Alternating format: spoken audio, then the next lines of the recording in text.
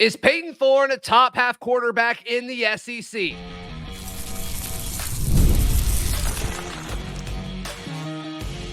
You are Locked On Auburn, your daily podcast on the Auburn Tigers. Part of the Locked On Podcast Network, your team every day.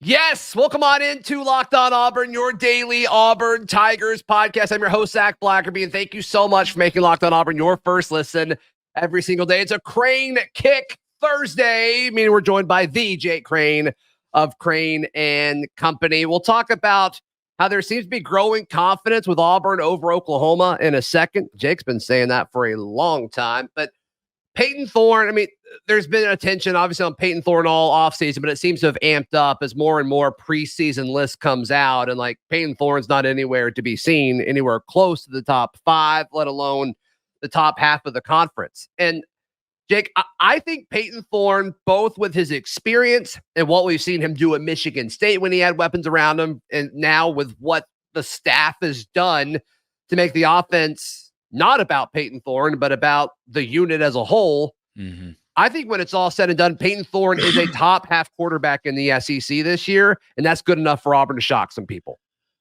Without a doubt. Look, I say this a lot, especially on our show. Two things can be true at the same time. They can, a lot of things can coexist simultaneously. One being that Payton Thorne right now, I don't think has given you a reason to put him in the top half of quarterbacks in the Southeastern Conference. Sure. I think any Auburn fan that's being honest, even with some guys that are a little unproven, would you take Nico right now over Payton Thorne? I think a lot of Auburn fans would, to be honest. I mean, you'd take Brady Cook, you'd take Carson Beck, you take Jalen Milroe. I think some people would even take Garrett Nussmeier, and that's just a couple. But then on the other hand, there's a ton of room for growth now that there are more weapons around Payton Thorne. You are in the second year of being at Auburn, even though Hugh Freeze is now calling the plays. I'm sure there was a lot of carryover from a terminology standpoint. I think the offense will be better when you mix personnel with scheme, but he's got to go out there and do it. And like you said, Zach, nobody is sitting here asking him to go win the Heisman Trophy. Like, you don't have to go out here and be Johnny Unitas. You don't even have to be Batman. You just got to be a really good Robin. You got to get the ball to the guys that are the Cam Colemans, the Rivaldo Fairweathers, right? The Keandre Lambert-Smith, the Robert Lewises, and getting in the right plays, right? I saw some posted the other day that now he has the ability to check the play. I wasn't in the huddle, last year. I know Payton, obviously was. So it seems like there wasn't really a chance to check the play or go to the line of scrimmage with 2 plays. I think that'll give him some help. But sure. I think one of the most underrated aspects that not enough people are talking about is going into year 2 of a system that incorporates the RPO as much as what Auburn does, coming from a place like Michigan State, which was a true pro-style drop-back offense.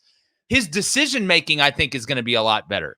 When you have that experience, which is the unteachable intangible, I thought there were some times last year where Payton Thorne should have kept the ball and thrown it, or kept the ball and run it, or given the ball. If you're not able to check the play, the RPO is almost like a built-in check because you can do 3 different things with it. It's basically the triple option with a pass. So yeah. I'm hoping to see his decision-making get better. And you know what else helps you make good decisions? When you have good players around you, because sometimes a bad decision can turn into a good decision really quickly when you have some of the athletes that Auburn has now. So, he can work his way up there, but I think any rational Auburn fan right now would probably say that Payton Thorne is not in the top half of quarterbacks in the SEC, and they would be right. Can't wait to be wrong at the end of the year if he's able to figure it out, though. But you got to go do it on the field, man.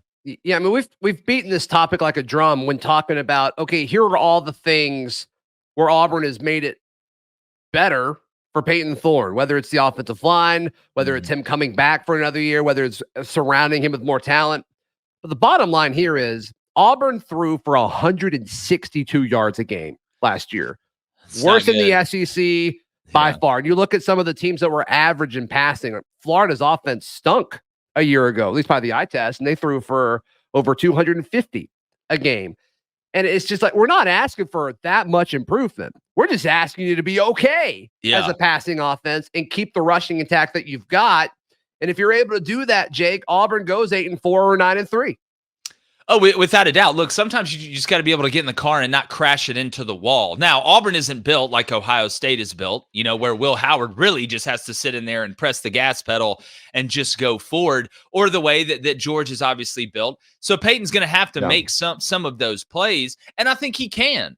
Right. And there's some times last year where he should have garnered some confidence in the way he ran the ball against Georgia, some of the things that he did against Alabama. But I mean, there were times last year, Zach, and I hate to, bring back bad memories that maybe Auburn fans have kind of put into the corner. Some of them, some of us were just begging to throw for 100 yards in a game. Insane. So it's, again, there's not an astronomical task being asked. And look, Payton Thorne knows this. I think Payton Thorne's as motivated as everybody else because he knows deep down he didn't do everything he could have done last year, but he also knows that he didn't have a ton around him last year. But being the quarterback, when you sign up to play this position, you realize that you're going to get too much of the credit and you're going to get too much of the blame, right? You play good, you're going to go home with the hottest chick in the bar. You play bad, nobody will look at you when you walk down the street. So that's just part of playing the position, and that's why I think it's the greatest position in sports. Yeah, and the other thing that's like kind of fascinating when you think about how bad this offense was passing the ball a year ago is it was 2,100 on the year, and like almost 300 was in the Samford game where they were like trying to tune everything up, and it's just you look at the averages outside of that, it's actually worse. It can't get much worse. It can't get much worse. And you know what the funny part is, Zach? The pass game getting a little bit better. You know what that's going to help? The run game. It's going to take a lot of pressure off the offensive line. Mm-hmm. Right now, you're not just living in 3rd and 8 and 3rd and 9 where you're sitting there at tackle and, that first round, second round NFL defensive end. Well, that's a big part of this. Back. I mean, that's a big part of this is like Auburn didn't run as many snaps as they should have. I mean, they just didn't have as many plays as they should have because they were always 3rd and 6 or worse. For sure. And again, when you're one-dimensional and you're afraid to be able to throw the ball on first down because you're probably going to be in 2nd and 10 or 2nd and 8, or God forbid there's a sack and now you're in 2nd and 16, it does handcuff you. And I'm sure Auburn's tendencies last year, I haven't gotten a printout of Auburn's offensive tendencies. I typically get a couple from a couple coaches. I'm sure they were off the charts on 1st and 2nd down. Not only what type of play Auburn was running, but where they were going to run it. Because, I mean, halfway through games, I could sit here and tell you, all right, they've been in this formation twice. They've been in this formation on the left hash twice. They've lined up exactly the same way, and they've run the exact same play because they're not comfortable in doing anything else because they don't have weapons on the outside. They don't trust the quarterback to be able to pitch backwards. And when you can't do that, it's very, very, very hard. It's like being a pitcher and telling the hitter, I'm throwing a fastball on this next pitch, or I'm throwing the slider. You may get away with it sometimes, but sometimes they're going to hit that son of a gun over and hit the mayor's house. Yeah. But I mean, with that and still saying, okay, they still ran for 2450 last year. That's the amazing part. 4th in the SEC. It's like Auburn's going to be able to run the ball. It's just, can that passing game take that next step? And I think it will. So I'm calling it now. I think Payton Thorne, from a production standpoint, is a top half quarterback, a top 8 quarterback in the SEC. Now, I think he'll be 7th or 8th, but I think that's good enough. I think that's good enough for Payton. It's all we're asking. Offense. Good Robin. Be a great Robin. Yeah, that's right. And beat Oklahoma, which a lot of people are now predicting Auburn will do. Let's jump into that in just a moment right here on Locked On Auburn. Jake, quick question. Can you imagine buying tickets anywhere other than our friends at GameTime? No, I'm they're a one-trick pony, and it's a heck of a trick. From the flash deals, to the availability. And the cool part is, Zach, I'm up here in Nashville. So not only do we have the Preds and do we have the Titans and the sporting events, we got concerts going on all the time. So if you want to sneak over there, GameTime up to an hour before the event, you can see what the view from your seats are going to look like. I mean, they're a sponsor for us over at Crain and Company, and we love them, man. Yeah, we love them too. So you can take the guesswork out of buying tickets with anything, sports, concerts, the theater, and more. Download the GameTime app today. Create an account. Use code LOCKEDONCollege for $20 off your first purchase. Terms apply again. Create an account and redeem code LOCKEDONCollege for $20 off. So many folks, so many members of the national media, Jake, I'm now seeing as they do their season predictions, they're giving Auburn the benefit of the doubt and saying, hey, they're going to beat Oklahoma on week 5. And to me, like, I don't feel like we saw that 2 months ago. I think more and more folks are buying into the Auburn Tigers. I also think more and more folks are realizing, like, oh, Oklahoma is having to replace a lot, and their first road trip is at Jordan-Hare. It's not really typically a recipe for success. Yeah, and look, there's times I'm right. There's times that I'm wrong. That's part of this profession. That's part of life. I like to think I'm right way more than I am wrong, and I hope I'm right on this one. I mean, since spring practice, I've been saying I think Auburn starts 5-0 and beats Oklahoma, not just because of the situation Oklahoma is in, but when you look at the way it lines up for Auburn. And Auburn really needs, if we're going to really feel good about getting to 8 wins with the way the schedule's set up in the back end, you really do need to start 5-0. So when you look at the way the schedule sets up, and we can talk about Oklahoma's personnel in a minute, because it's not just the lack of a position group, it's the combination of the newness of 2 position groups that really have to work in a symbiotic way, which we'll get to in a second. But looking at Auburn's schedule, your first 5 games are at home, right? And then you go play at Georgia, which, let's look each other in the eyes and be honest. We all want Auburn to win. I hope they win, but there's not a good probability that Auburn goes over to – I've seen a lot of really good Auburn teams go over to Athens and get pistol whipped and left it by the curb. So when you look at the way it sets up, they're all at home the first 5. You should be better than every team you play, including, I think, Oklahoma, even if it's by a little bit up to that point. We know the non-conference, and then you get Arkansas at home, Cal at home. So it's not like you're just playing cupcakes all the way through. You're kind of ramping up to this game. But this Oklahoma team, and Jackson Arnold, I know he struggled in the bowl game against Arizona. He's a quarterback at Oklahoma. He's a young kid with a ton of potential. He is going to be a really good player down the road. But when that Auburn game comes up on the schedule, we're going to know a little bit more because Oklahoma will have played Tennessee, right? They're going to host Tennessee. That'll be their first SEC game. His first road game in the Southeastern Conference will be at Jordan-Hare. Mm-hmm. That ought to be like walking into Mordor or one of the 7 layers or rings of hell for Jackson Arnold. And you mix that with having to replace everybody on the offensive line. Now, Oklahoma's offensive line, it's not like there's a bunch of freshmen, right? Or there's a bunch of guys that have been developed and they had 5 seniors last year. These are a bunch of guys that have been put together from the transfer portal with a little bit of mix of development. They've never played together.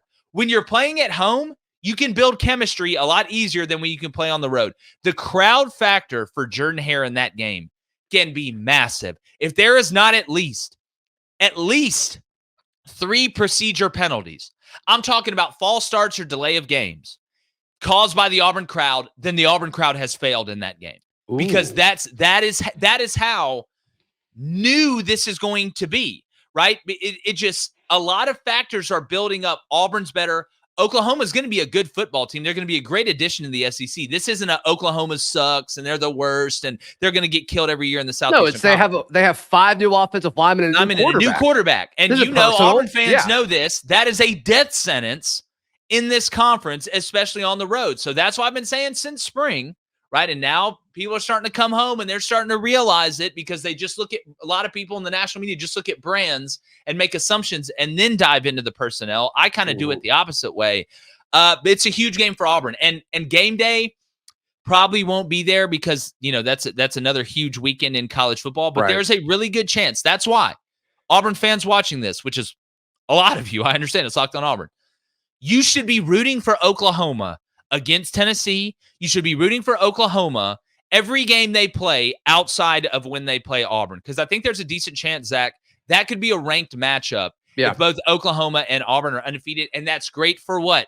A recruiting weekend. It's fantastic. It adds to the lore of it. Maybe that SEC show with Feinbaum, like the Diet Game Day or whatever they do on the SEC Network will come to Auburn. Nation. Yeah. SEC Nation. Yeah, let's get together. What'd you call it? Nation. Diet Game Day? Diet Game Day or Game Day Zero? Yeah, that's kind of what it is. Sugar-free? Yeah, Game Day Zero Sugar. Yeah. Game Day Feinbaum. They play Houston and Tulane before Tennessee. So, I mean, they should be fine. They should, but those games will be physical.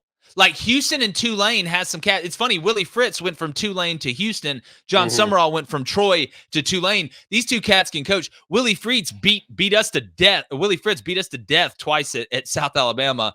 One time up there playing in Statesboro, which I mean they don't cut the grass. It's like playing at Notre Dame, but those will be good physical games, and you got to watch injuries. That's the biggest thing leading up, ramping up. We know that, and so far, fingers crossed.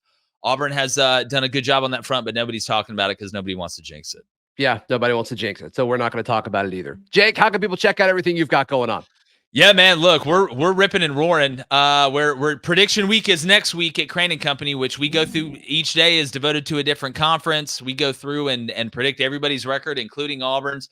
We make our Heisman picks, playoff picks, and national champion on Friday, because then we got college football. Can you believe it? So close, Jake. It's so close. I can taste it. But it's Crain & Company. It's easy. Crain and Company. You can find us YouTube, Apple Podcast, Spotify. We're almost at 150,000 subs, so trying to get over that mark. But Zach, I want to congratulate you.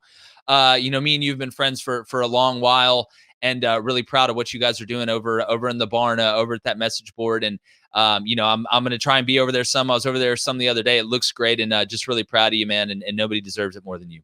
I appreciate it, man. Yeah, thebarnauburn.com. Be sure to check it out. Please like the video. Please subscribe. We'll see you next time. This has been Locked On Auburn.